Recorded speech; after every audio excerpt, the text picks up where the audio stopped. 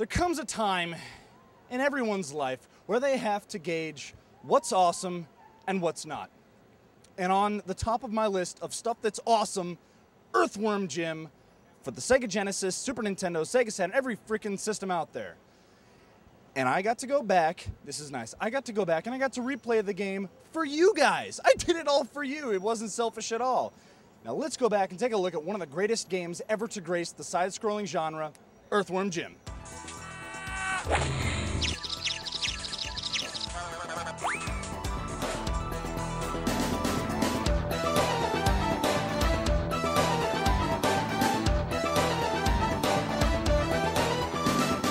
The team at Shiny brought a type of humor that few were able to even come close to recreating. It's crude, but not too crude. Absurd, but not too absurd.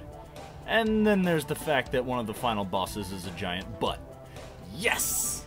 Sure, old man Jenkins on his porch whittling a little wooden duck may not think it's funny, but in his defense, he's probably never played it. The humor and quirky style of the game's art, story, and cast of characters is really its shining beacon of sweetness. So here's the 10-second version of the story. You are Jim. An ultra-high-tech, indestructible super space cyber suit falls from space and lands on Jim. Science happens, and hey, we've got Earthworm Jim. Every evil jerk in the universe wants that suit. Jim battles back. So you begin the game with 2 weapons, and that's how it stays, because that's all you need. One super cool automatic blaster of shootiness, and your body. That's one of the biggest draws for me, the fact that your main tool is essentially your head. You can use it to whip your enemies into nothingness, stun the ones you can't kill, and swing from hooks, rails, and ceilings just like Indiana Jones. Except he doesn't use his head. Along the way, you'll collect atom-like floaty things to replenish your suit's power. There's a few extra lives to be found, and a one-use upgrade for your blaster that makes it a cannon of excruciating obliteration. Comes in handy. One of the greatest things about Earthworm Jim is the level design. You never feel like you're just running along a board killing bad guys. It constantly keeps you on your toes, and no level feels the same. Also, in between each level, you get a chance to whip out your pocket rocket and show the universe just how well you can handle yourself. And by that, I mean you get to play Anti-Asteroids, which is a bonus level where you race against Psychro while dodging asteroids. Use booster tokens to blast yourself forward at breakneck speeds. If you lose the race, you then have to fight Psychro in a mini boss battle. Teach him a lesson, or you'll find yourself on the end of a hook.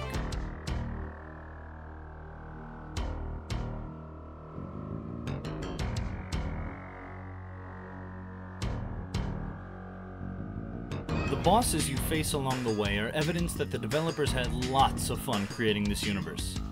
At the end of New Junk City, you'll face Choke.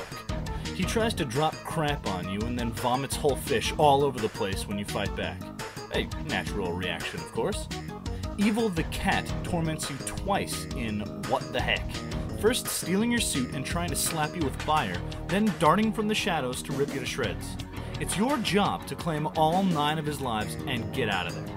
And who wants to stay on a planet filled with heckfire, evil snowmen, lawyers, and elevator music? Not Jim. The next planet you travel to is all underwater and controlled by Bob the Goldfish. Impotent though he may be, his big cat drone number 4 will do anything he says, and number 4 will mess you up good. Quick side note. Hamster riding! Whee!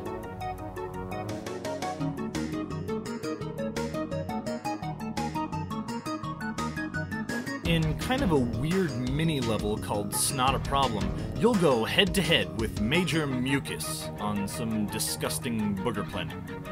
You bungee jump from strands of snot and try to knock the other one into this vile lake of phlegm, with a periscoped snot monster waiting for you at the bottom. Throughout level 5, you'll be pestered by Professor Monkey for a Head. I wonder if his parents named him that or something normal, like Steve. I want a name that reflects my most prevalent physical trait. It might offend people, though, so I'll just stick with Alex. Anyway...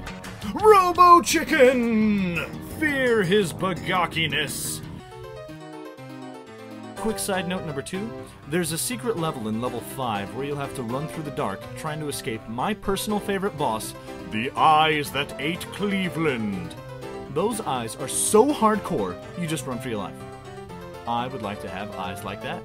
Though, if I ate a major city with them, I may regret that wish. Unless, of course, it was Cleveland.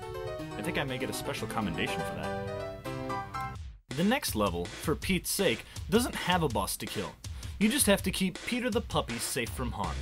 Such a happy, loving, and cute little— Oh, holy crap, I'm in pain! Yeah. In addition to avoiding hazards yourself, if Peter gets hurt, he transforms into a giant mutant death puppy and rips your innards apart and spits you back out further back in the level. Getting him to safety is not an easy task. This brings our hero to the last level and final boss of the game. Queen pulsating, bloated, festering, sweaty, pus-filled, malformed slug for a butt. Your goal is to stop her from hatching more little death bugs and then slay her mercilessly, freeing Princess What's-Her-Name. There are two bosses here, really. The Queen and her butt. First, you find her butt and you spank it. Really hard. Then it's on to the Queen herself, who I found to be much easier than her butt. Just make sure you have lots of bullets. She's got thick skin. Beat the Queen and you win the game. Congratulations! You're now that much cooler than your friends who haven't beaten Earthworm Jim. Final thoughts? Cow launching. Success!